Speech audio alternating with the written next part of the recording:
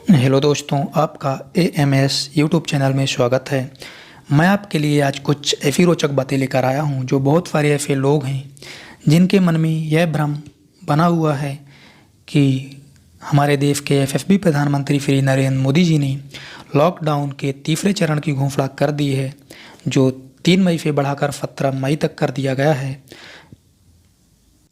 और वो ऐसा मानते हैं कि 17 मई के बाद कोरोना वायरस का अंत फाइनली हो जाएगा, जबकि ऐसा बिल्कुल भी नहीं है कि कोरोना वायरस 17 मई को कम्प्लीटली 100% चला ही जाएगा। हमारे एक्सपर्ट्स का मानना, ऐसा कुछ मेडिकल एक्सपर्ट्स और हमारे साइंटिस्ट हैं जिनका मानना है कि 17 मई तक कोरोना वायरस का ग्राफ पीक पॉइंट से नीचे की ओर डिक्रीज होने लगेगा। तो बहुत सारे हमारे देश में ऐसे परिवार हैं जो इस बात को बिल्कुल भी भली भांति नहीं समझ पा रहे हैं कि कोरोना वायरस किस प्रकार की बीमारी है, कैसे फैलती है। उनको तो ये पता है कि 17 मई को नरेंद्र मोदी जी ने बोला है कि लॉकडाउन ख़त्म हो जाएगा, 17 मई तीसरे चरण का अंत है, और वो ये भी समझ रहे हैं कि 17 मई को ही कोरोना वायरस भी ख़त्म हो जाएगा, जबकि ऐसा बिल्कुल भी नहीं है। तो हमारे देश के जो एजुकेटेड पर्सन हैं वो अपने आसपास अपने आसपास के लोगों को जो कम एजुकेटेड है उनको इस बात को समझाएं कि आपको अपने बच्चों को बाहर नहीं जाने देना है, क्योंकि बहुत सारे ऐसे जो कम एजुकेटेड फैमिली होती है तो उनको इस बात से ही मतलब नहीं होता कि क्या है कोरोना या क्या भयावह स्थिति पूरे विश्व में कोरोना वायरस को लेकर बनी हुई है। तो जो एजुकेटेड लोग हैं वो भी घर में रहें और अपने आसपास के लोगों को भी समझाएं। मेरा विनम्र अनुरोध है कि सभी लोग अपने घरों में रहें, बाहर बिल्कुल भी ना जाएं, क्योंकि 17 मई के बाद आप लोग सोच रहे होंगे कि हम पहले जैसे जीवन जीना स्टार्ट कर देंगे, जैसे पहले थे, पहले जैसे घूमना स्टार्ट कर देंगे, पहले जैसे अपना कामकाज स्टार्ट कर देंगे। ऐसा बिल्कुल भी नहीं है। तो इन सब बातों का उत्तर मैं आपको अपने इस वीडियो में दूंगा। तो आइए देखते हैं इसके लिए क्या बातें हैं, क्या तरकीब है, क्या हमें ध्यान रखना है। सरकार एक निश्चित समय तक ही लॉकडाउन रख सकती है, क्योंकि सरकार ने आपको इस बात से अवगत करा दिया है कैसे आपको इससे बचाव करना है, कैसे आपको हैंड सैनिटाइज करना है, कैसे आपको मास्क यूज करना है। जैसे आप अपने घर के बड़े बुजुर्गों को देख लीजिए, जब हम छोटे होते हैं तो हमें बातों को समझा देते हैं कि आपको बेटा एक गलत है, फिर नहीं करना है। वैसे ही हमारे देश के प्राइम मिनिस्टर ने हमें इस बात को समझा चुके हैं कि हमें किन बातों का ध्यान रखना है।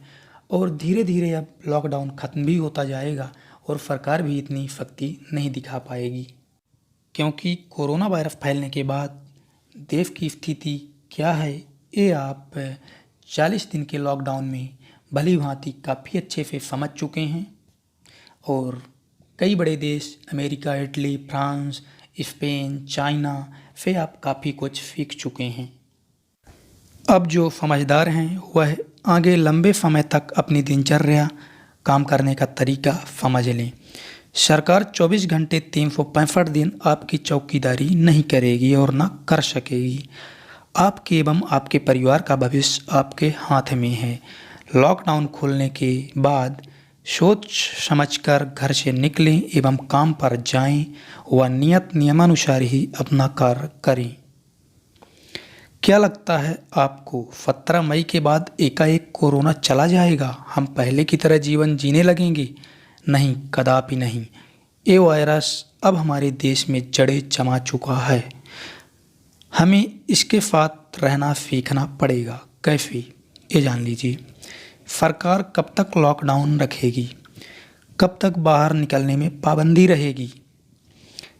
अब हमें स्वयं इस वायरस से लड़ना पड़ेगा, अपनी जीवन शैली में बदलाव करके, अपनी इम्यूनिटी स्ट्रांग करके। हमें सैकड़ों साल पुरानी जीवन शैली अपनानी पड़ेगी। जो आज हम भूल चुके थे हमें फिर से उस शैली को अपनाने का मौका मिला है। तो हमारी पुरानी जीवन शैली क्या थी, आइए देख लेते हैं। शुद्ध आहार लें, शुद्ध मसाले खाएं। आंवला, एलोवेरा, गिलोय, काली मिर्च, लौंग आदि पर निर्भर हों। एंटीबायोटिक्स के चंगुल से खुद को आज़ाद करें। अपने भोजन में पौष्टिक आहार की मात्रा बढ़ानी होगी। Fast food, pizza, burger, cold drink की भूल जाइए आप बिल्कुल भी। आप अपने बर्तनों को बदलना होगा। एल्युमिनियम, स्टील आदि से हमें भारी बर्तन जैसे पीतल, कांसा, तावा को अपनाना होगा, जो प्राकृतिक रूप से वायरस को भी खत्म करते हैं। अपने आहार में दूध, दही, घी की मात्रा बढ़ानी होगी। भूल जाइए जीभ का स्वाद, तला भुना मसालेदार होटल वाला कचरा। कम से कम अगले 7-8 महीने तक तो ये करना